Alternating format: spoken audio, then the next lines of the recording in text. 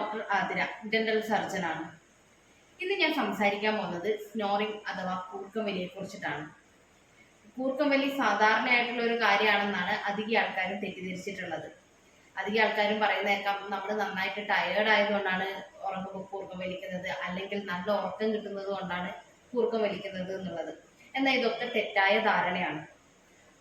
കൂർക്കംവലി കാരണം നമുക്ക് സീരിയസ് ആയിട്ടുള്ള ഹെൽത്ത് ഇഷ്യൂസ് ഉണ്ടായിക്കൊണ്ടിരിക്കുകയാണ് ചെയ്യുന്നത്. വായിലൂടെ ശ്വാസം എടുക്കുന്നത് കൊണ്ട് തന്നെ നമ്മുടെ തൊണ്ടയിലുള്ള ടിഷ്യൂസ് ഒക്കെ റിലാക്സ് ആവുകയും എയർവേ ബ്ലോക്ക് ആവുകയും ചെയ്യുന്നു.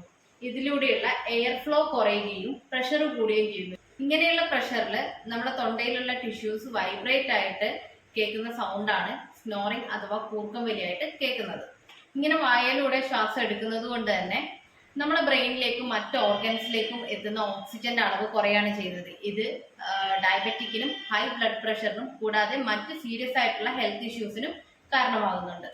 ഇങ്ങനെ വായ തുറന്ന് ഉറങ്ങുന്നത് കൊണ്ട് തന്നെ നമ്മുടെ വായ ഡ്രൈ ആവുകയും ഇത് വായനാറ്റത്തിന് കാരണമാവുന്നു. കൂടാതെ തന്നെ ഡെന്റൽ കാരീസ് വരാനും മറ്റ് ഇൻഫെക്ഷൻസ് വരാനുമുള്ള സാധ്യത കൂടുന്നു. കുട്ടികളിലാണെങ്കിൽ ഇങ്ങനെ കറക്റ്റായിട്ട് ഓർഗൻസിലൊന്നും ഓക്സിജന്റെ അളവ് എത്താതിരിക്കുന്നത് കൊണ്ട് തന്നെ അറ്റൻഷൻ കുറഞ്ഞതുപോലെ ഉണ്ടാവാം. അതുപോലെ പകൽ സമയങ്ങളിൽ ടയേർഡായിരിക്കുന്നത് പോലെയൊക്കെ ഉണ്ടാവാം. മാക്സിലറി എല്ല് കറക്റ്റായിട്ട് വളരാതെ അത് സൈഡിലേക്കുള്ള വികാസം കറക്റ്റായിട്ട് നടക്കാതെ മുന്നിലേക്ക് മാത്രമായിട്ട് വരികയും പല്ല് പൊന്തിയതുപോലെയും എല്ല് പൊന്തിയതായിട്ടൊക്കെ കാണാനും സാധിക്കുന്നതാണ്.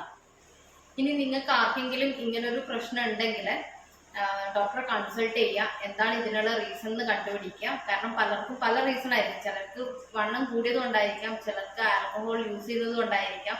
അത് എന്താണ് ഇതിനുള്ള റീസൺ എന്ന് കണ്ടുപിടിച്ചതിന് ശേഷം ട്രീറ്റ്മെന്റ് എടുക്കുക. വീഡിയോ ഇഷ്ടപ്പെട്ടിട്ടുണ്ടെങ്കിൽ ലൈക്ക് ചെയ്യുക, ഷെയർ ചെയ്യുക, സബ്സ്ക്രൈബ് ചെയ്യുക.